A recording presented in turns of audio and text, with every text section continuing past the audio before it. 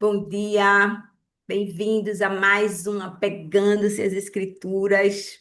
Hoje nós vamos com 3 capítulos. Eles são pequenininhos e relembram muitas coisas que a gente já viu antes. Então a gente vai dar um toque, porque antes a gente viu com muito mais detalhe, mas certamente tem novidade, porque Deus não perde uma vírgula, né? Ele não perde uma vírgula. Então vamos estar atentos e na expectativa do que ele vai fazer nesse lindo dia de Pentecostes que estamos vivendo agora.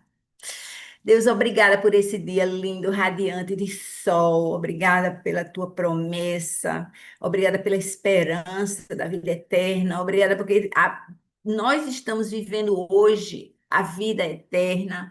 Obrigada, Deus, pela tua revelação, por quem tu és, porque tu tens tantas coisas para nos revelar, mas a nossa cabeça não pode comportar, então tu vai dando na medida. Obrigada, Deus, porque toda vez que a gente te busca para encontrar mais, tu tens mais para nós. Que o teu Espírito Santo esteja conosco essa manhã para nos ensinar, Deus. E quando quer que alguém assista esse vídeo, que tu estejas abençoando, abrindo a nossa mente, abrindo o nosso coração, Senhor, para que possamos te enxergar melhor e mais ainda que possamos seguir a tua palavra, Senhor, com mais fidelidade. Obrigada, Pai. Obrigada por tudo, em nome de Jesus.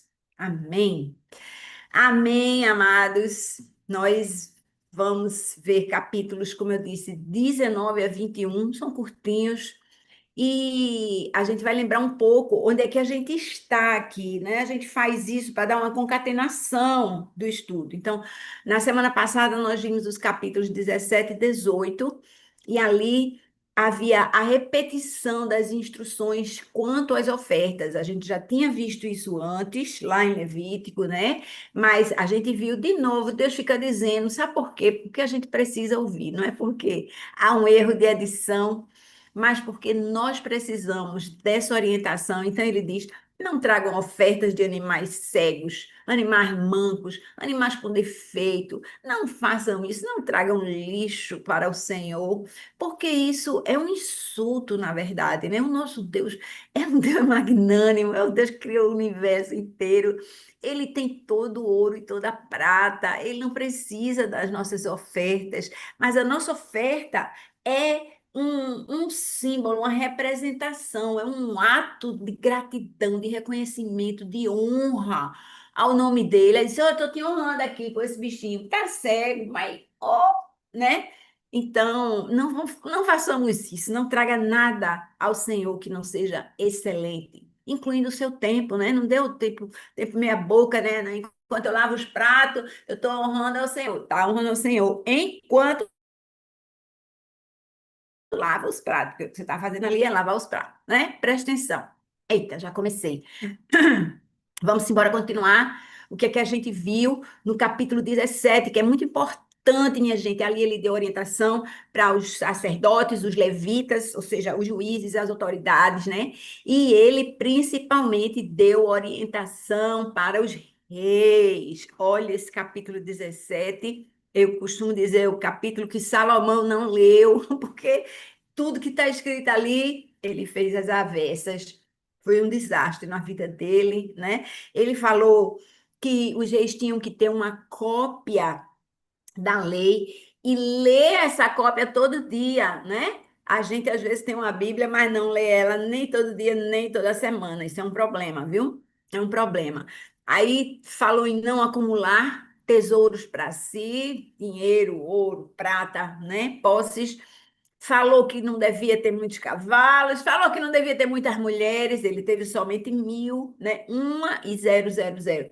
Mas aí você vê, né? Olha o que deu ali. E agora a gente fala do capítulo 18, né? Capítulo 18, Deus fala sobre a herança dos sacerdotes e dos levitas, que é o quê? É o próprio Deus. Pensa na herança que esse povo teve, né? A minha herança é o Senhor. Olha que bênção para eles, né? E aí ele faz advertência sobre muitas coisas, sobre ocultismo, né? Deus fala sobre as coisas que vão buscar o poder fora dele. Há poder espiritual fora de Deus? Há. Totalmente incomparável, né? O Deus Todo-Poderoso é completamente incomparável a qualquer espécie de poder que haja ao redor de nós, mas ele existe e às vezes a gente sucumbe a ele. A gente sucumbe porque a gente é enganado. E a gente é enganado porque a gente se deixa enganar. Ainda digo mais essas. Ah, eu não sabia. O Senhor adverte, ele alerta, ele ensina. Então vamos embora, né? Se você não viu isso na semana passada, ou de lá para cá, né? Onde você estiver, vai lá na playlist e vê os capítulos 17 e 18, super importantes. E hoje nós vamos rapidinho para o capítulo 19. E o capítulo 19 vai falar sobre várias coisas que nós já vimos, então algumas coisas a gente vai ler, né, extensamente, mas isso não quer dizer que a gente não vai estar prestando, nós precisamos ler a palavra de Deus com muita atenção. Vamos lá, versículo 1. Quando o Senhor, o seu Deus, tiver destruído as nações, cuja terra dá a vocês, quando vocês as expulsarem e ocuparem as cidades e as casas dessas nações, preste atenção que tudo isso aqui inclui, assim, é quando, não é se, né? É quando vocês ocuparem a terra que o Deus dá, mas também o quê? Vocês vão ocupar as cidades. Deus já falou: olha, eu vou dar tudo pronto para vocês. Eu vou dar as casas, eu vou dar as terras plantadas, cultivadas, eu vou dar o gado, eu vou dar tudo pronto. Eles receberam tudo, como se diz, de mão beijada. Só aí nessa frase, tá? Versículo 2: separem três cidades de refúgio na parte central da terra que o Senhor, o seu Deus, lhes dá, para que dela tomem posse. Lembra que havia também três cidades de refúgio do lado leste do Rio Jordão, ali onde ficaram as 2,5 nações, né? Tribos, e agora ele está falando na parte central para fazer três cidades de refúgio. Dividam em três partes a terra que o Senhor, o seu Deus, dá como herança a vocês e façam nela vias de acesso. Isso será para que aquele que matar alguém possa fugir de lá. Esse é o caso em que um homem que matar outro poderá fugir para lá e salvar a própria vida se matar o seu próximo sem premeditação nem rancor algum. Por exemplo, se um homem for com um amigo cortar lenha na floresta e ao levantar um machado para derrubar uma árvore, o ferro se soltar e atingir o seu amigo e matá-lo, ele poderá fugir para uma daquelas cidades e salvar a própria vida. Do contrário, o vingador do sangue poderia persegui-lo, enfurecido, e alcançá-lo, caso a distância fosse longa demais. E poderia matá-lo, muito embora este não merecesse morrer, pois não premeditou a morte do seu próximo com rancor. É por isso que ordeno a vocês que separem três cidades. Gente, nós já falamos aqui extensivamente sobre as cidades de refúgio, está lá em Números 35, esse é o endereço, vai lá na playlist. Olha, gente, ali há um estudo extenso sobre isso, né? Fala que são, na verdade, como disse, 6 cidades de refúgio, 3 a leste do Jordão e 3 a oeste do Jordão. E aí, naquele tempo, a gente viu conexões incríveis da cidade de refúgio com a pessoa de Jesus. A gente não vai repetir esse estudo aqui, mas eu aconselho a vocês, tocou muito meu coração. Antes eu li assim, cidade de refúgio, tá bom, se alguém matar alguém que não devia, e tará, vai para lá antes que venha a vingança, né? Mas há muito mais sentido espiritual ali do que pode saltar aos seus olhos, tá? E mais tarde a gente viu em Josué 20, versículos 7 e 8, que essas cidades que foram separadas ali a oeste do Rio Jordão, foram as cidades de Quedes, de Siquém e de Hebrom. Então, dá bem direitinho ali, se você for olhar, Quedes, Siquém e Hebrom estão ali separadas. Eles obedeceram a isso, tá? Como o próprio texto explica tudo, para que ela servia e para que não servia, né? E a gente aqui vai continuar falando da cidade refúgio, minha gente, a respeito do propósito dela e a respeito da quantidade dela, porque Deus, ele não repete as coisas à toa, né? A revelação, ela é dada em porções, né? Enquanto a gente pode recapturar. Então, primeiro Deus deu a ordem, faça isso, faça as cidades, né? E agora ele volta para isso e vai falar a respeito do mandamento. Ele tinha dado o mandamento, né? Não matar. Ele disse, olha, se alguém matar alguém, o preço disso é ser apedrejado. A pessoa é para ser morta. Mas agora ele vai falar com mais detalhe sobre isso. Na época, ele falou sobre o homicídio culposo, né? Aquele que é intencional. E aí, Deus fala muito da intencionalidade. A gente pode matar alguém por acidente, a gente acabou de ler, né? Aí você foi cortar, né, uma árvore ali com um machado e o ferro do machado bateu na cabeça do irmão, o irmão veio a falecer. E aí Deus vai continuar falando. Vamos para o versículo 8. Se o Senhor, o seu Deus, aumentar o seu território, conforme jurou aos seus antepassados, e der a vocês toda a terra que prometeu a eles, então separem mais 3 cidades. Essas não tinham sido faladas antes, tá? Isso acontecerá se vocês obedecerem fielmente a todos esses mandamentos que hoje lhes ordeno. Amar ao Senhor, o seu Deus, é sempre e sempre andar nos seus caminhos. Façam isso para que não se derrame sangue inocente na terra que o Senhor, o seu Deus, dá a vocês por herança, e para que não sejam culpados de derramamento de sangue. Olha, aqui, né, como ele está falando, haviam, né, cidades que foram planejadas antes, mas havia mais cidades planejadas, mais cidades planejadas. Se você olhar, ele está dizendo assim, olha, agora tem um se, né? O versículo 8 começa com se. Se o Senhor, o seu Deus, aumentar o seu território, mais do que já estava antes, mais do que a gente tinha falado até agora, conforme tudo ali, o território que ele jurou, ele vai dar, né? Mas se ele der mais, né, a vocês, então vocês vão separar mais 3 cidades.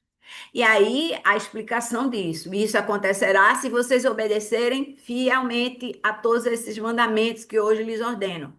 Amar ao Senhor, o seu Deus, e sempre andar nos seus caminhos.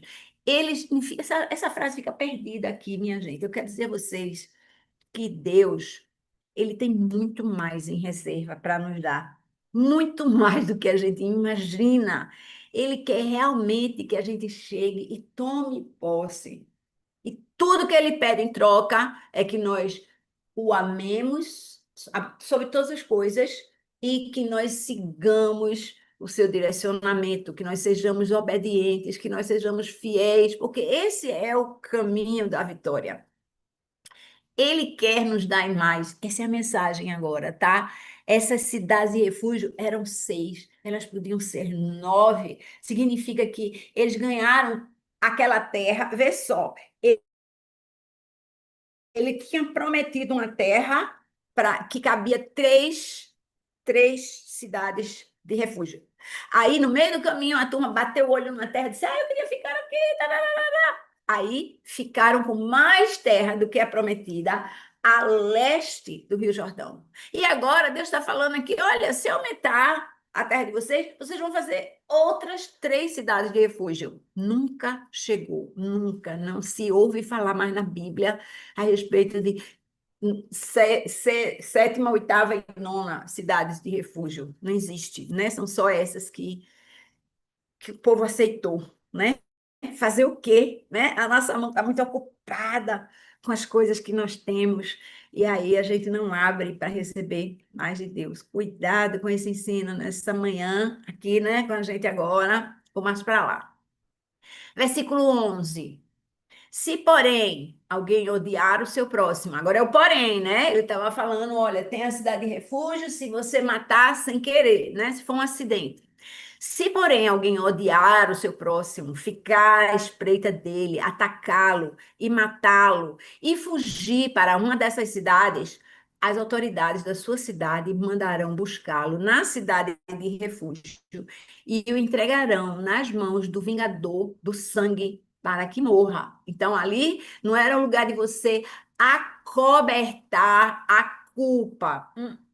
Era um lugar da culpa ser expiada, né? Da culpa ser perdoada, né? A acusação ser perdoada, porque a intenção do coração é que vale para Deus, muito menos os atos. Os atos, eles têm consequência no mundo material, mas no mundo espiritual, Deus providenciou de que tudo que a gente faz de errado, quando a gente se arrepende, quando o nosso coração está limpo, voltado para Ele, tudo se apaga como se não tivesse existido, né? E aí, o versículo 13, ele é uma contrapartida do versículo 10, né? Veja, o versículo 10 diz: nem deve ser derramado o sangue de quem não intencionou matar. E o versículo 13 diz: nem o culpado deve sair ileso para não estar contaminando os outros. Aqui a gente vai ver muita preocupação de Deus com a contaminação das outras pessoas. Porque lembra, quando o sangue é vida. Quando o sangue é tirado, o chão é contaminado. Ele lembra desde Gênesis, né? A voz de Abel clamava a Deus, o sangue, né? O sangue de Abel clamava a Deus quando foi lançado à terra pelo seu irmão Caim. Deus está dizendo assim: olha, essa terra foi contaminada. E agora que se houver um assassinato, a terra onde aconteceu o assassinato, ela está contaminada e precisa haver uma reparação. Deus é um Deus de reparação. Presta atenção, minha gente, que a gente não está aqui estudando a lei, porque essa lei não se aplica absolutamente a nós hoje. Mas a gente precisa entender a mente de Cristo, como é que ela funciona, é isso que a gente quer. A gente quer ter a mente de Cristo. Ele não quer injustiça, ele se preocupa muito com a justiça. Ele ama a vida, ele ama um coração verdadeiro, limpo. Ele providencia cuidado, ele providencia tudo que a gente precisa. Vamos para frente. Versículo 14. Não mudem os marcos de divisa da propriedade do seu vizinho, que foram estabelecidos pelos seus antecessores na herança que vocês receberão na terra que o Senhor, o seu Deus, lhes dá, para que tomem posse dela. Uma só testemunha não é suficiente para condenar alguém de um crime ou pecado. Qualquer acusação precisa ser confirmada pelo depoimento de duas ou três testemunhas. Se uma testemunha maliciosa, olha a maliciosa aqui, quiser acusar um homem de algum crime, os dois envolvidos na questão deverão apresentar-se ao Senhor diante dos sacerdotes e dos juízes, que são os representantes do Senhor aqui na terra, né, naquela ocasião, que estiverem exercendo o cargo naquela ocasião. Os juízes investigarão o caso e, se de fato ficar provado que a testemunha mentiu e deu falso testemunho, que ele planejava para o seu irmão, assim eliminarão o mal do meio de vocês. O restante do povo saberá disso e terá medo, e nunca mais se fará uma maldade dessa entre vocês. Agora vocês percebem que aqui Deus está falando da testemunha, não está falando do crime, né? Do suposto crime, se não foi intencional. Ele está falando da testemunha.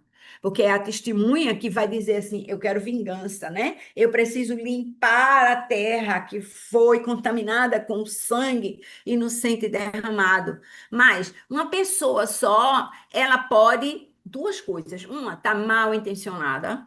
Ou ela pode estar enganada, ela pode achar que foi isso ou foi aquilo. Então, uma pessoa só, a palavra de uma pessoa só, ela não é aceitável como testemunho. Agora, precisa de duas ou três. Vai que uma diz uma coisa, a segunda diz outra. Você tem uma terceira para esclarecer, né? Não só desempatar, é esclarecer. De repente, um ouviu, o outro teve a impressão, o outro estava muito machucado, o outro estava muito bonzinho. Então, é preciso que haja uma investigação para a justiça acontecer. Deus é um Deus de justiça.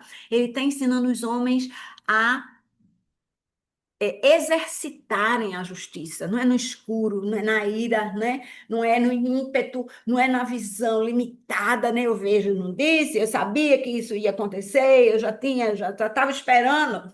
Você vê o que você quer ver, né? Estudos científicos mostram isso claramente. Assim, eu quero ver amarelo, eu vejo amarelo. Pode ter verde, roxo, azul, branco, preto. Eu não vejo, eu só vejo amarelo, porque a minha intenção era ver o amarelo. Então, a gente precisa cuidar da nossa mente e buscar a justiça de Deus. E às vezes uma pessoa envolvida emocionalmente, ela não está em condições de fazer isso.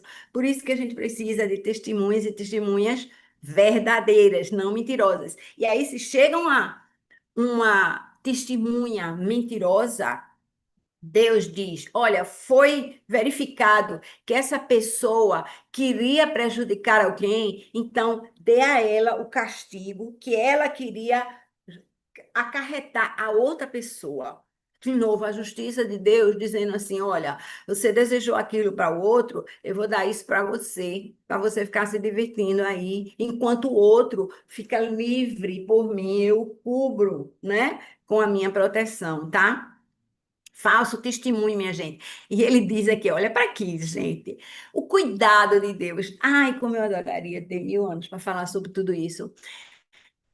Você vai fazer essa punição para a falsa testemunha, para que o restante do povo, está no versículo 20, o restante do povo saberá disso e terá medo e nunca mais se fará uma maldade dessa entre vocês. Vocês estão vendo?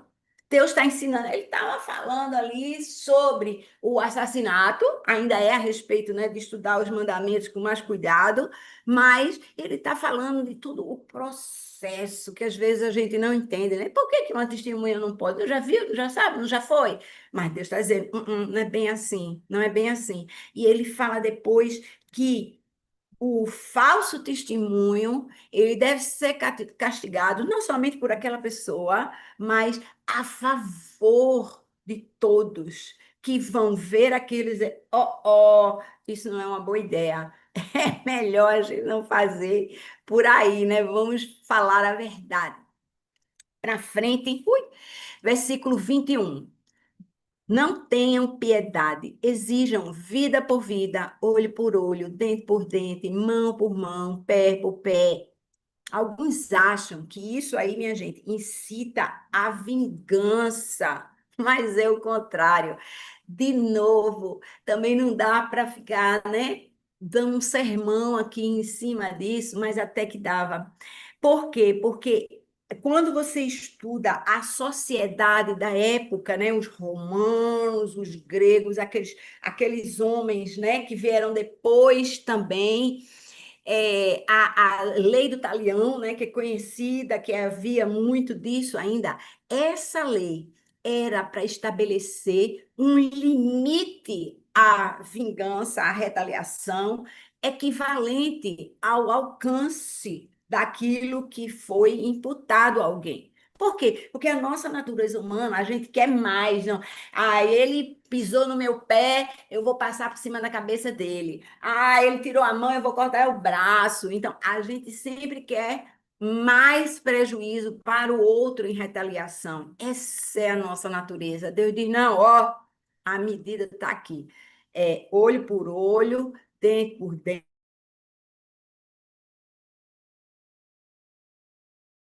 mão por mão, pé por pé. É até aqui, tá? Aí, Mateus 5, 38 a 41, vê mesmo, Jesus reformulando isso, porque você diz assim, ah, aquele cara ali derrubou meu muro, eu vou lá derrubar o muro dele agora, só a medida que ele fez. Vamos para a nossa lei agora. Mateus 5, Jesus falando, viu, minha gente? Levanta aí. Eu vou ficar sentada aqui por causa da telinha. Levanta que é o evangelho. 38. Vocês ouviram o que foi dito, olho por olho, dente por dente. Mas eu digo, não resistam ao perverso. Se alguém o ferir na face direita, ofereça-lhe também a outra. E se alguém quiser processar você e tirar a sua túnica, deixe que leve também a capa. Se alguém o forçar a caminhar com ele 1 milha, vá com ele 2. Essa é a nova lei, tá? Olha a lei, ela não é uma lei revogada, preste atenção. Aquela lei do Antigo Testamento, você diz assim, Jesus disse que ele não veio revogar a lei. Não, ele não veio revogar a lei, ele veio cumprir.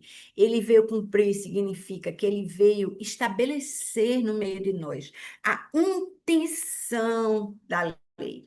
A intenção da lei. Então, o que Jesus está dizendo aqui, eu vou deixar bem claro para você, que você fica pensando assim, mão por mão, pé por pé, olho por olho, dente por dente, eu vou arrancar o dente dele. Ali, ele não está dizendo para arrancar o dente ali. Ele está dizendo, olha, não é por aí. Não é se vingando, não é se vingando. Vocês entenderam a mensagem? Agora, Jesus veio reformular, ele veio colocar em outra forma, com outra palavras, a intenção do olho por olho, dente por dente.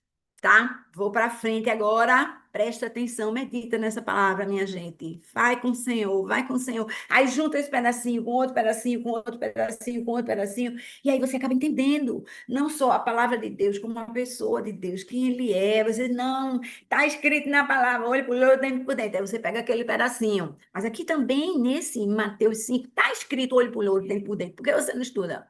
Por que você não olha para essa parte que não é tão agradável para o seu sentimento pessoal? Bora. Capítulo 20. As leis sobre a guerra. É interessante ver como Deus vê a guerra. Todo mundo fica falando, né? Ai, guerra, guerra, guerra, violência. Primeiro mandamento, vê só, versículo 1. Quando vocês forem à guerra contra os seus inimigos, é contra os inimigos, viu, minha gente? Não é contra os amigos, não, tá? E virem cavalos e carros de guerra e um exército maior do que o seu, não tenham medo, pois o Senhor, o seu Deus, que os tirou do Egito, estará com vocês. Gente, o exército de Israel, ele era pequeníssimo, ele era tímido, né, com relação ao número de guerreiros dos outros povos, e mais, a tecnologia era outra. Eles eram andantes, caminhantes, pedestres, eles vinham, né, ali brigar no tapa, na verdade, né? Os outros tinham carro de guerra, tinham cavalos, né? Tinham muito mais recursos. É como se hoje a gente fosse lutar com tanque de guerra, bora com tanque de guerra, mas aí o inimigo vem com avião, bombardeiro, ele vem com mísseis, ele não sai de casa, manda o míssil para o seu país e você está ali dentro do tanquezinho, andando aqui a 10 quilômetros por hora. Não é assim com Deus. Deus diz: confie em mim, eu vou estar com você. Aí ele repete aqui, vê mesmo o finzinho do versículo 1. Eu, o Senhor, o seu Deus, que os tirou do Egito, estará com vocês. Quando eles saíram do Egito, eles não tinham nenhum pedaço de pau, eles não tinham. Eles não tinham arma nenhuma nas mãos, eles eram escravos, mas eles saíram do Egito com as mãos cheias de ouro. Minha gente, Deus está dizendo: eu libertei você do Egito, eu tirei você do pecado, eu lhe dei tesouros. Não vá tentar imputar pela guerra, pela força, aquilo que eu estou lhe dando, porque eu quero e porque eu amo você. Versículo 2. Quando estiverem prestes a entrar na batalha, o sacerdote virá à frente e dirá ao exército: Ouça, Israel, hoje você lutará contra os seus inimigos. Não desanimem, nem tenham medo. Não fique apavorado, nem aterrorizado por causa deles, pois o Senhor, o seu Deus, o acompanhará e lutará por você contra os seus inimigos para dar-lhe a vitória. Primeira coisa foi o quê? Confie no Senhor. Segunda coisa é o quê? Não tenha medo. Você confia no Senhor de verdade, não tenha medo. A gente vai falar mais sobre não ter medo ainda nesse estudo aqui. Deus está fazendo, quero ressaltar isso para você ver a repetição quando ela acontecer. O Senhor o acompanhará. Antes ele tinha dito: o Senhor, eu sou o seu Senhor, que lhe tirou do Egito. Então, creia no meu poder. Agora ele está dizendo: eu, o Senhor, vou acompanhar você, eu vou lutar por você contra os seus inimigos para lhe dar vitória. Mesma coisa serve para nós hoje, sim. Deus luta as nossas lutas. Veja o que diz Romanos 8:31. Que diremos, pois, diante dessas coisas? Se Deus é por nós, quem será contra nós? Gente, aí, às vezes você diz assim: eu perco ali, perdi ali, né? Perdi um emprego injustamente, ou perdi o marido, a esposa, saiu porta fora, ou fui enganado pelo meu sócio, ou não sei o quê. Olha, gente, as coisas ruins, elas acontecem na nossa vida. Aquele povo foi escravo um tempo, mas o que Deus está dizendo é: lute a luta, lute confiando nele, lute com as armas dele. Ele diz: eu vou lutar por você com as armas dele, minha gente. Que Deus é sim o nosso protetor, o nosso defensor. Ele se coloca nessa posição. Bora para frente, versículo 5. Os oficiais dirão ao exército: há alguém que construiu uma casa e ainda não a dedicou? Volte ele para casa, a fim de que não morra na guerra e outro a dedique. Há alguém que plantou uma vinha e ainda não a desfrutou? Volte ele para casa, a fim de que não morra na guerra e outro desfrute da vinha. Há alguém comprometido para casar-se e ainda não recebeu sua mulher? Volte ele para casa, a fim de que não morra na guerra e outro se case com ela. Por fim, os oficiais acrescentarão, isso é a instrução do Senhor, né? Os oficiais acrescentarão: alguém está com medo e não tem coragem? Volte ele para casa, a fim de que os seus irmãos israelitas também não fiquem desanimados. Quando os oficiais terminarem de falar ao exército, designarão chefes para comandar as tropas. Isso aqui, minha gente, quando eu fui lendo, acho que bateu aí na cabeça de vários de vocês, né? Eu me lembrei daquela história de Gideão, que Deus disse: tem muita gente aqui, é muito atrapalho nessa guerra. Depois vocês podem até ganhar e ficar achando que foi vocês, mas vamos tirar aqui uma parte desse povo. Uma parte desse povo virou de 32.000 para 300. Só que eles iam enfrentar um exército, eu anotei aqui, de 135 mil homens. Então, 32 mil homens era muito para 135 mil homens, lá de Gideão, estou falando. Não, os midianitas eram mais numerosos e mais poderosos, mais preparados, mais fortes, estabelecidos na guerra, mas Deus disse: deixa comigo, esses 300 aqui tá bom. Quem é que ele tirou? Ele tirou aqui, né, nesse texto que a gente está estudando, aquelas pessoas que tinham alguma coisa, presta atenção, minha gente, que podia distraí-los. Ai, a minha esposa, ai, a minha plantação, ai, a minha casa nova que eu construí. Eu tô aqui pensando, eu tô na guerra, mas eu tô pensando na noiva lá em casa. Eu estou pensando na plantação. Ai, meu Deus, ia sair agora a primeira colheita. A minha cabeça está pensando em outras coisas. Não vá para a guerra. Fique em casa. Fique em casa. E a coisa mais forte que Deus diz, por fim, vocês vão dizer, os oficiais, né? Quem está com medo, quem não tem coragem, volte para casa. Aí ele volta para casa, por quê? Para segurar aquele medroso, ele diz: olha, vê mesmo, versículo 8b, né? Volte ele para casa, a fim de que os seus irmãos israelitas também não fiquem desanimados. Oi, contaminação. Eu tô com medo. Aí eu disfarço meu medo de mil coisas, porque eu não vou dizer que eu tô com medo, né? Ai, gente, tenho certeza que esse negócio vai dar certo. Tenho certeza que o carro vai chegar na hora. Tenho certeza que a gente vai ter microfone lá. Tenho certeza que ninguém vai proibir a gente falar em público nessa pregação. Eu tô pensando aqui numa pregação, né, de missões assim. Ai, vai acontecer alguma coisa? Será que vai ter permissão? Será que vai ter o material? Será que a gente vai ter onde dormir? Será? Aí vai contaminando os outros, né? Será? Deus diz: fica em casa, saia de junto, né? E do mesmo jeito, ele tirou aquele povo de Gideão. Gente, eu amo essa história em Juízes 7. Vá lá para mim, é a parte mais cômica da Bíblia. Esses 300 eles ganharam a guerra tocando corneta, não é nem o número 300, é o equipamento deles. Candeeiro e corneta. Toca trombeta. Aí o pessoal, os inimigos dispararam. Olhe, sei não, viu? Deus é muito engraçado. Enfim, minha gente, Deus não quer que a gente seja medroso. Ele não quer que a gente fique duvidando, sabe? A dúvida é falta de fé. E sem fé é impossível a gente agradar a Deus. E a gente não tem vitória. O pior é isso, é que você investe na derrota. Você investe, você vai em frente, fazendo com que a derrota aconteça. Você percebe? E Deus diz: sai daí, sai daí para não me atrapalhar. Sai daqui, deixa eu fazer o meu serviço em paz, né? Versículo 10. Quando vocês avançarem para atacar uma cidade, envie-lhe primeiro uma proposta de paz.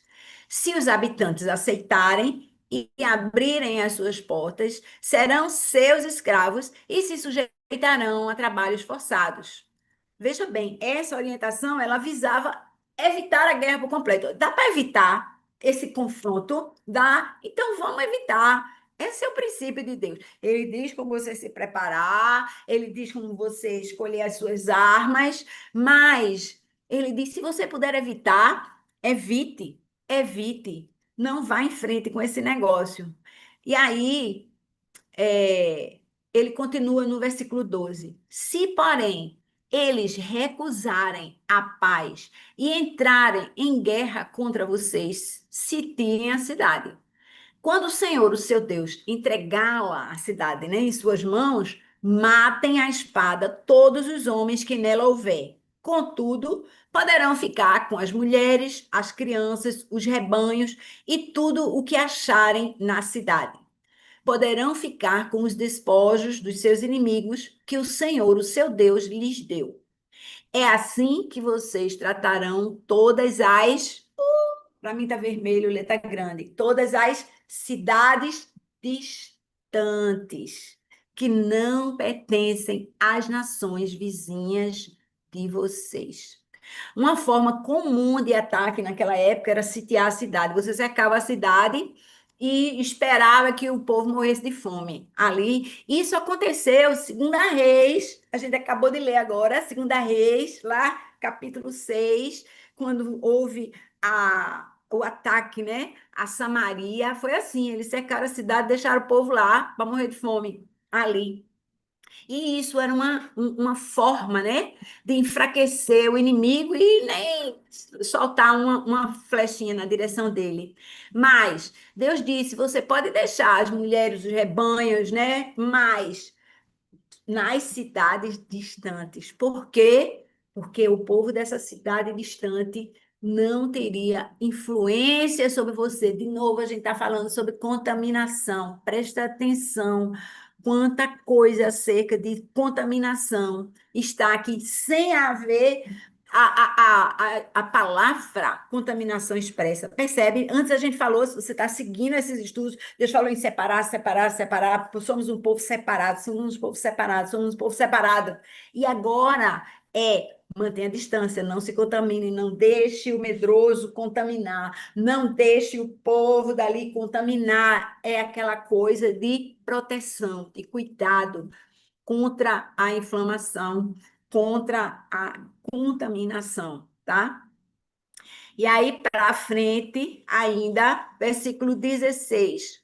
No entanto, olha a contraposição. Estou pregando aqui. No entanto, nas cidades das nações que o Senhor, o seu Deus, dá a vocês por herança, isso incluía aquelas tribos todas do norte de Israel, tá, minha gente? Então, o povo não era permitido ficar ali, não. Não deixem vivo nenhum ser que respira. Olha, eu não tô inventando isso aqui, não. Está escrito na minha versão NVI aqui, né?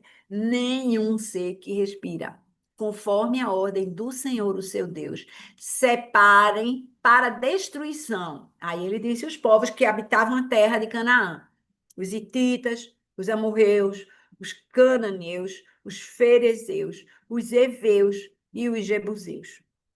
Do contrário, vocês não fizerem isso, oi, é aí a profecia, vocês os ensinarão a praticar, vocês não, eles, né? Eles os ensinarão a praticar todos os atos detestáveis quando adoram os seus deuses, e vocês pecarão contra o Senhor, o seu Deus. Vocês estão vendo aqui uma profecia, minha gente. Às vezes a gente pensa assim, ah, é profecia, aquele negócio, ele vai dizer assim, eu vou encontrar uma pessoa assim, assim, assim, para eu casar, ou eu vou ser um missionário, sei aonde, ou não sei, eu fico pensando muito em mim, né? Minha, o que que Deus quer para minha vida, a minha pessoa, né?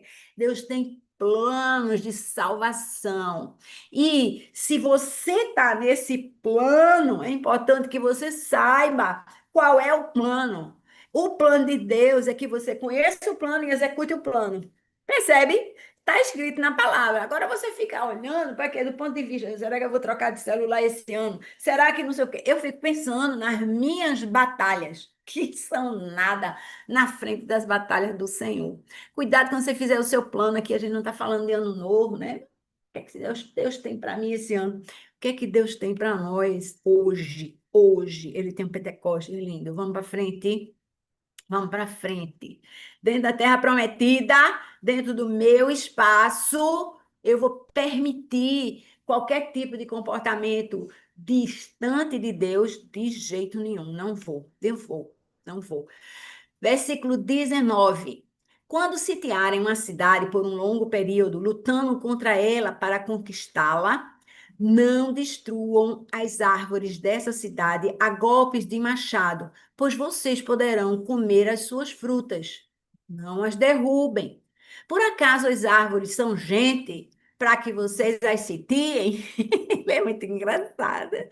Entretanto, poderão derrubar as árvores que vocês sabem que não são frutíferas, para com elas montar o cerco contra a cidade que está em guerra contra vocês, até que ela caia. Deus está dando a eles simplesmente, minha gente, uma visão de sustentabilidade a longo prazo. Olha, quando você for fazer uma coisa, veja as consequências disso, veja o que vai acontecer depois, né? Você vai desbravar ali, você vai evangelizar num lugar, num espaço, numa sociedade, e depois não fazer o discipulado, não dar uma sustentabilidade para aquilo ali. O que é que você fez? Você deu uma esperança, mas você não deu fruto. Cuidado com isso, porque aqui ele está falando: olha, o que não for dar fruto, você pode destruir. Mas é preciso manter o que dá fruto, porque isso é o que traz sustentabilidade, é isso que leva as coisas adiante. Cuidado para você não matar o pecado, né? Mas acabar com isso matando a nova vida que tem que sair dali, minha gente, importantíssima. Eu queria, ai, não sei, estou aqui. Vou começar, pelo menos, né? O 21. Olha para aqui. Esse 21, ele é muito interessante, né? Porque agora a gente estava falando de guerra, agora a gente vai falar de leis diversas aqui. Aí fala dos homicídios não desvendados. Vê só, voltou para aquela história de Números 35, versículo 1 do capítulo 21. Se alguém for encontrado morto no campo, na terra que o Senhor, seu Deus, dá a vocês para dela tomarem posse, sem que se saiba quem a matou. Então, tá, a situação é essa: se alguém morreu, há evidências ali de que foi um assassinato, ou seja, a terra está contaminada. É muito importante que a gente mantenha isso aqui. E o jeito de acabar com a contaminação era o quê? Era você fazer justiça com relação ao culpado. Mas agora, antes tinha assim, tinha um culpado e tinha um não culpado. Mas agora você não sabe nem quem foi. Olha de novo, Deus voltando para o detalhe. E se ninguém souber quem foi que matou? Se foi esse ou se foi aquele? Se foi com intenção ou sem intenção? Houve uma morte, aparentemente não foi uma morte natural ali, mas a gente não sabe quem era o responsável. Então, o sangue que contamina a terra, ele precisa ser reivindicado, reivindicado. Essa é a história. E aí, o que que acontece? A gente vai ler agora do versículo 2 em diante. As autoridades e os juízes sairão e medirão a distância do corpo até as cidades vizinhas. Então, as autoridades da cidade mais próxima, ó, a jurisprudência, jurisprudência só até aqui, não é além, não é para lá. As autoridades e os juízes sairão e medirão a distância, pá. Então, as autoridades da cidade mais próxima do corpo apanharão uma novilha que nunca foi usada no trabalho e sobre a qual nunca foi posto julgo, e a levarão a um vale de terras nunca aradas, nem semeadas, e onde haja um ribeiro de águas perenes. Vocês quebrarão o pescoço da novilha, ou seja, a novilha vai ser sacrificada. Depois, os sacerdotes, descendentes de Levi, se aproximarão, pois o Senhor, o seu Deus, os escolheu para ministrarem, para pronunciarem bênção em nome do Senhor e resolverem todos os casos de litígio e agressão. Então, todas as autoridades da cidade mais próxima do corpo lavarão as mãos sobre a novilha cujo pescoço foi quebrado no vale e declararão: as nossas mãos não derramaram este sangue, nem os nossos olhos viram quem fez isso. Aceita, Senhor, essa expiação em favor de Israel, o teu povo, a quem resgataste, e não consideres o teu povo culpado do sangue de um inocente. Desse modo, a culpa do derramamento de sangue será expiada, e vocês eliminarão do meio de vocês a culpa pelo derramamento de sangue inocente, pois fizeram o que era justo aos olhos do Senhor. Gente, esse sacrifício era obviamente cerimonial, né? Ele visava eliminar ali a culpa pelo derramamento do sangue inocente. Porque, como eu falei, aquele sangue inocente contaminava a terra. Era preciso haver um sacrifício para isso. E o cerimonial fazia isso, né? Gente, o homicídio na visão espiritual, ele não é apenas um crime social. Ele é uma ofensa espiritual. Por quê? Porque ele é contra a vida. Preste atenção. Isso é muito profundo. A gente tá fulano matou cicrano matou cicrano, mataram ali, mataram aqui, não sei o que, foi um assalto, e foi assim, foi assado, né?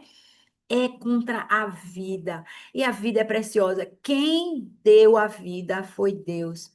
O homem não tem o direito de tirar essa vida. Então, isso é uma ofensa espiritual. E isso trazia culpa para a comunidade, porque, de alguma forma, a comunidade estava envolvida ali, né? O aparente autor daquilo que não parecia uma morte natural não compareceu, não se apresentou, e aí a comunidade mais próxima era responsabilizada de prestar contas, vamos dizer assim, no reino espiritual. Eu queria trazer para vocês números 35, 36. 33, que trata desse assunto, né? Número, eu falei para vocês antes, números 35. Lá em Números 35, versículo 33, diz: não profanem a terra onde vocês estão. O derramamento de sangue profana a terra, percebe? E só se pode fazer expiação da terra na qual o sangue foi derramado pelo sangue daquele que a derramou. Isso era o que constava na lei, lá em Números 35.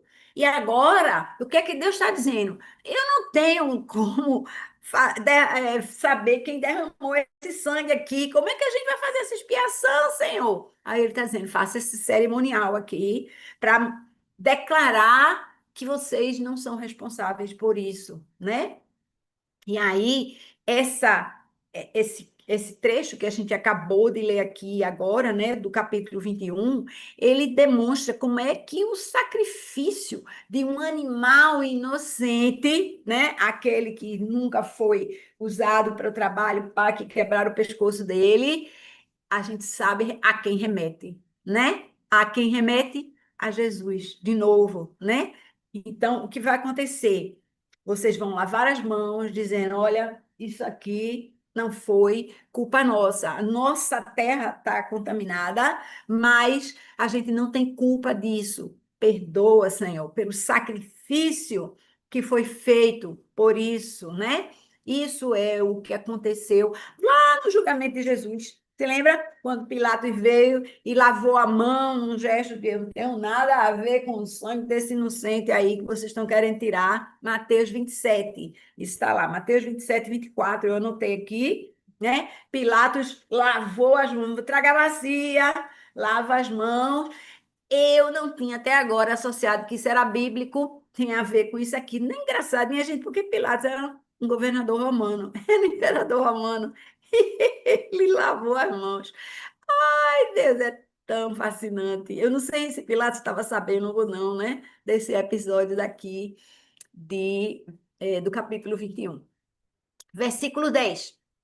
Quando guerrearem contra os seus inimigos e o Senhor, o seu Deus, o entregar nas suas mãos e vocês fizerem prisioneiros, um de vocês poderá ver entre eles uma mulher bonita, agradar-se dela e tomá-la como esposa. Leve-a para casa, ela rapará a cabeça, cortará as unhas e se desfará das roupas que estava usando quando foi capturada. Ficará em casa e pranteará o pai e a mãe um mês inteiro. Depois você poderá unir-se a ela e tornar-se seu marido, e ela será sua mulher. Se você já não se agradar dela, deixe-a ir para onde quiser, mas não poderá vendê-la nem tratá-la como escrava, pois você a desonrou. Gente, isso aqui que a gente está vendo no versículo 12 representa uma purificação. Raspar a cabeça, né? Tirar a roupa ali, cortar as unhas, tirar aquela roupa que estava usando. Ela usava uma roupa que aprendia ao passado, né? Não se sabe como essa pessoa se vestia e tal. Houve ali um processo de purificação, de humilhação, né? E no versículo 13b a gente vê: ficará em casa e planteará o pai e a mãe um mês inteiro. Depois é que você vai decidir. Então, o que vai acontecer? De repente você está entusiasmado, está muito tempo longe de casa, está sedento, mas aí depois de um mês você olha e diz: o que eu vou fazer aqui com essa mulher estrangeira? Não, acho que eu não quero isso aqui, não. Aí Deus diz assim: essa mulher quebrou relações com o passado, né? Ela se expôs, se humilhou, rapando a cabeça. Esse mês, sem um relacionamento íntimo, a palavra deixa isso bem claro, né? Isso, esse tempo que foi tirado, né, para reflexão. Agora o homem não quer mais essa mulher, mas aí ela agora não pode ser tratada como qualquer escrava, né, que foi tomada como esposo de guerra, mas ela com despojo seria escrava, mas agora ela não é mais escrava. Ela agora precisa sair com dignidade dessa situação. E olha, eu fico comovida, gente, como Deus é um Deus de cuidado. A gente está avançando aqui na hora, aqui, mas vou terminar aqui, vou diminuir um tempinho de vocês, ou então a gente dá uma espichadinha. Ah, a minha tá ali. Versículo 15. Se um homem tiver duas mulheres, uma a quem ama e outra a quem não ama, ambas lhe derem filhos, mas o primogênito do filho da mulher que ele não ama, quando repartir a herança. Peraí, tá uma confusão medonha aqui. Versículo 15. Se um homem tiver duas mulheres, uma a quem ama e outra a quem não ama, e ambas lhe derem filhos, mas o primogênito for o filho da mulher que ele não ama, quando repartir a herança dele entre os filhos, não.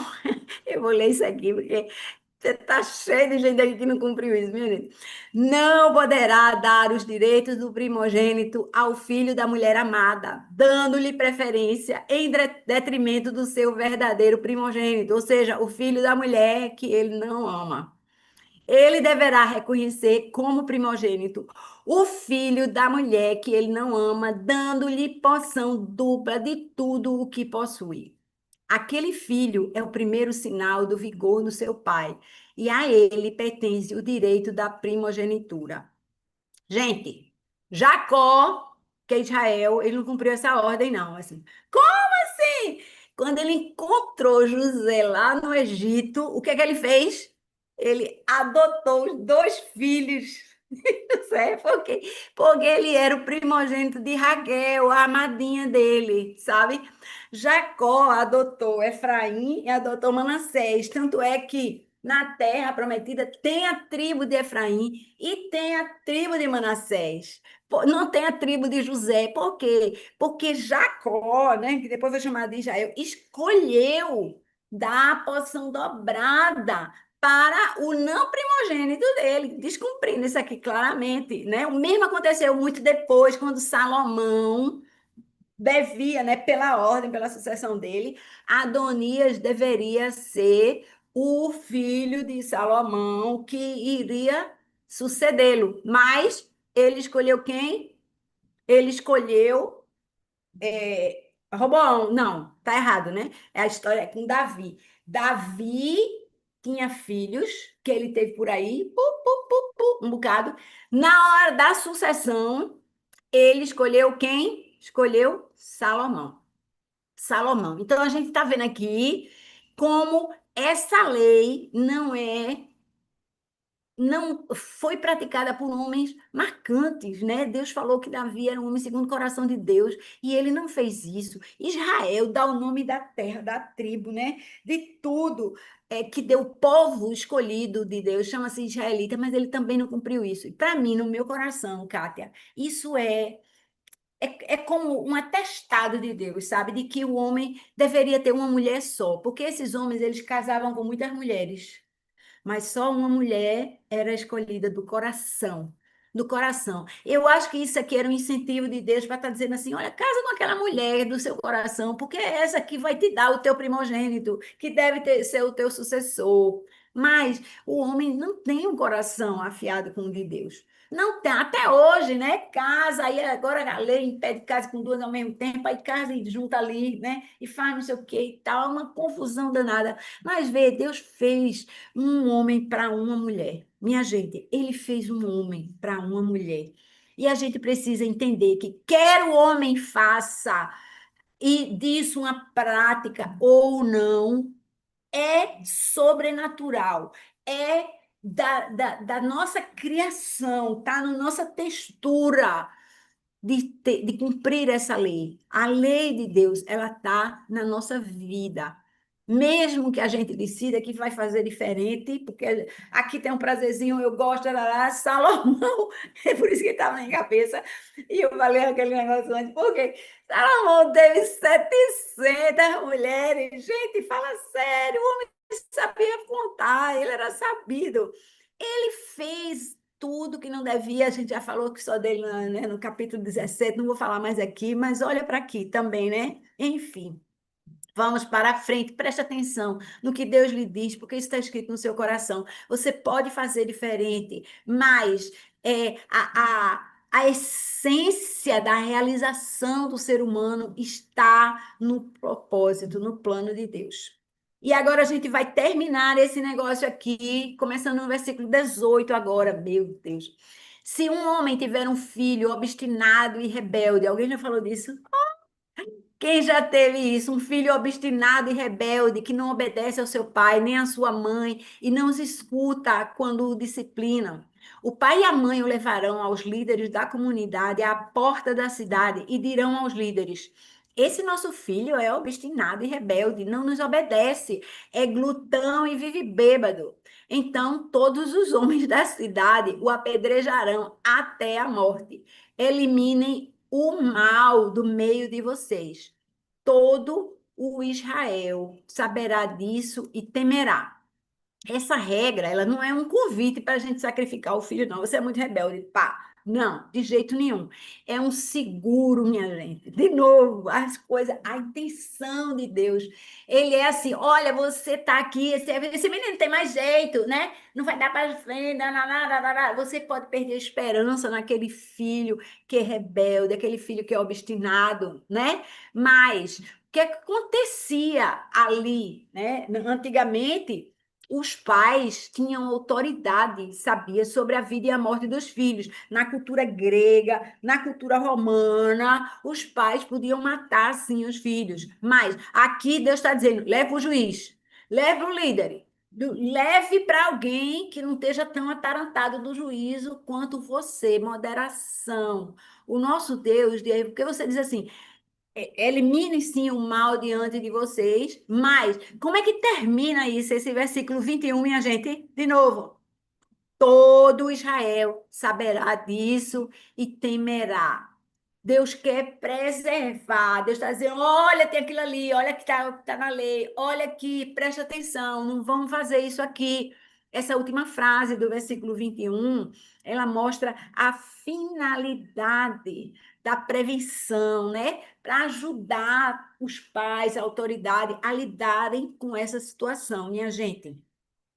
E agora, fechando mesmo, de verdade, né? Versículos 22 e 23.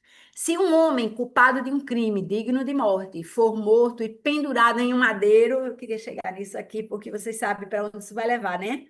Se ele for morto e pendurado em um madeiro, não deixem o corpo no madeiro durante a noite. Enterrem-no naquele mesmo dia, porque qualquer que for pendurado em um madeiro está debaixo da maldição de Deus. Não contaminem a terra que o Senhor, o seu Deus, dá a vocês por herança. Gente, isso foi o caso de Jesus. Ele era inocente, era o Cordeiro Imaculado de Deus, mas ele foi condenado. Ele foi pendurado no madeiro, né? Foi o caso de Jesus. Por isso era tão urgente tirar ele dali, né, da cruz, antes de anoitecer, antes de passar o dia, mesmo que não fosse o sábado, ele não poderia estar ali por causa dessa uma lei.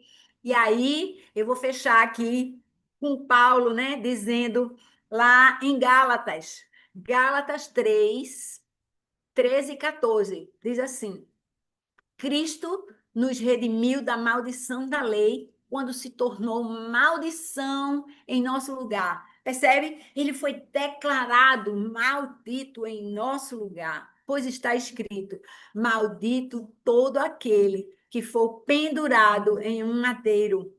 Isso para que em Cristo Jesus a bênção de Abraão chegasse também aos gentios, para que recebêssemos a promessa do Espírito por meio da fé.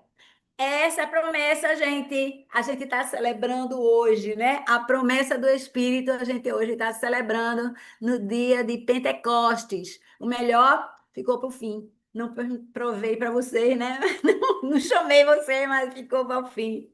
E agora, gente, é com vocês. Vamos embora. Justamente, bom dia.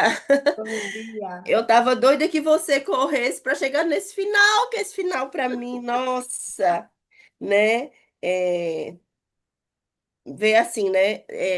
Eu entendi, né? Quando a gente fala aquele versículo de Isaías, ele levou sobre si as nossas maldições, né? Tá aqui, né? Tá aqui na palavra. Exato. É, mas, Kátia, para mim, esses capítulos hoje foi uma declaração, assim, da justiça de Deus, né? A gente vê algumas coisas muito duras, como esse negócio do filho rebelde, que eu fiquei, meu Deus do céu. Mas assim, aquilo tudo era para ensinamento, para instrução, para criar princípios e valores, formar aquele povo, né? Como você bem disse. Mas assim, eu vejo assim a justiça de Deus. Se a gente for tirar uma foto assim desses esses capítulos, é um Deus justo, né? Nas pequenas coisas, a coisa até de você, poxa, orientações assim, no corte, não passe o machado numa árvore que dá fruto, numa árvore frutífera. Deus se preocupava com detalhes, né? Não Deus escravize a mulher estrangeira do não povo é. que você derrotou. Assim, umas coisas assim de detalhes que ele fala, né? E assim, muito. Agora, uma coisa que me pegou também foi porque ontem eu estava lendo primeiro Crônicas, né? E aí eu até separei aqui. Primeiro Crônicas 5, ele tem uma coisa que eu fiquei, nossa, eu fiquei encantada com isso. E aí ele fala justamente aqui sobre isso, né? É, a questão das guerras. Primeiro Crônicas 5, ele diz sobre as guerras, ele diz assim, ó. Durante a batalha, clamaram a Deus, que os ajudou, entregando os agarenos e todos seus aliados nas suas mãos. Deus os atendeu porque confiaram nele. Aí diz: tomaram os agarenos, o rebanho, 50.000 camelos, tal, tal, tal. Também um monte de prisioneiro, e muitos foram os inimigos mortos, pois a batalha era de Deus. Eu gravei aqui assim, bem grande. E aqui você falou de novo, porque como Deus dando instrução de como eles iam para a guerra. E ficou isso na minha cabeça. Antes da batalha ser minha, antes do inimigo ser meu, ele é de Deus, porque é Deus quem luta as nossas guerras. Deus que vai à nossa frente, né? Então, assim, eu fiquei muito empolgada aqui com esses capítulos, meditando aqui sobre isso, realmente, sim. E sentindo paz no meu coração. Eu sei que eu tenho muitas batalhas, mas, assim, a minha batalha, a primeira é a batalha do Senhor. É Ele que luta por nós, é Ele que nos dá vitória, né? Ele que nos dá estratégia de como lutar. Então, maravilhoso. Ele quer lutar as nossas lutas. A gente é É. que não entende isso, né? E aí fica aterrorizado, né? Fica morrendo de medo. E eu amei muito essa coisa do tá com medo, tava para casa. Tá com medo, fica em casa, fica aí no seu sofá, porque a gente tem que ter ousadia no Senhor, a gente tem que ir lutar contra o inimigo que a gente sabe que é mais poderoso, não é que a gente acha, não, a gente sabe que ele é mais forte, ele é mais poderoso, aquele pecadinho de estimação, aquela, sei lá, aquela pessoinha chata que eu não aguento desde o exame, como é que eu vou amar, né? Com ele, tudo com ele, é tudo com ele. Ele faz, ele luta as nossas guerras. Alguém mais por aí, minha gente? Estão respeitando o tempinho, né, que a gente passou aqui. Pastorzão, vamos embora. Bom dia, gente. Bom dia. Muito bom a gente estar aqui hoje, nessa manhã.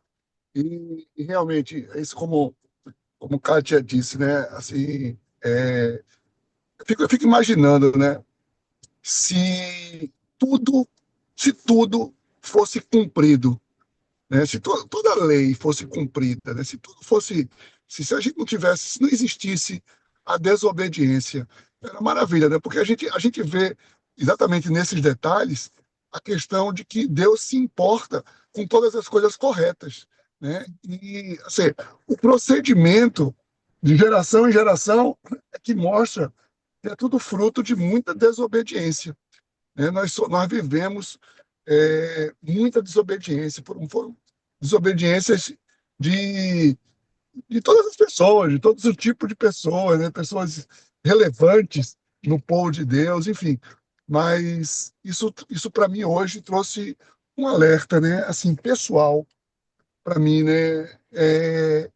O que é que, o que é que eu tenho realmente me esforçado em obedecer ou eu tenho relativizado? Às vezes a gente relativiza uma coisa ou outra e só que Deus preparou para que a obediência fosse integral, né, fosse completa. Então isso é muito bom a gente ver isso aí, como nós poderíamos estar como sociedade, como povo, como gente, se a gente tivesse realmente uma obediência. A gente vê a perfeição da própria lei. E assim, infelizmente, a lei não foi suficiente. A gente precisa da graça Porque a lei não é suficiente, porque a lei tem tudo, mas as pessoas não conseguem cumprir a lei. Então a graça vem justamente nesse sentido. Mas, gente, vamos lá, vamos orar. Hoje temos aí um dia especial para a igreja, né? Hoje é dia de Pentecostes, domingo de Pentecostes, e nós vamos celebrar com propriedade amanhã. Amanhã nós teremos, então, o nosso especial de Pentecostes, amanhã à noite, e vai ser realmente algo muito lindo. Mas vamos orar. Pai, muito obrigado por essa palavra de hoje. Obrigado, Senhor Deus, pela tua bondade. Obrigado pela tua perfeição em todas as coisas. Queremos olhar a ti, Senhor Deus, para não perdermos o foco, que é possível andar e fazer conforme aquilo que tu queres. Muito obrigado por essa manhã. Obrigado pela vida de Kátia. Dai-nos a tua paz, em nome de Jesus. Amém. Amém. Amém, gente. Maravilha, Deus povo. abençoe. Deus abençoe. Amém, amém. Glória a Deus. Obrigada por estarem aqui. Semana que vem tem mais. Beijão. Beijo. Amém.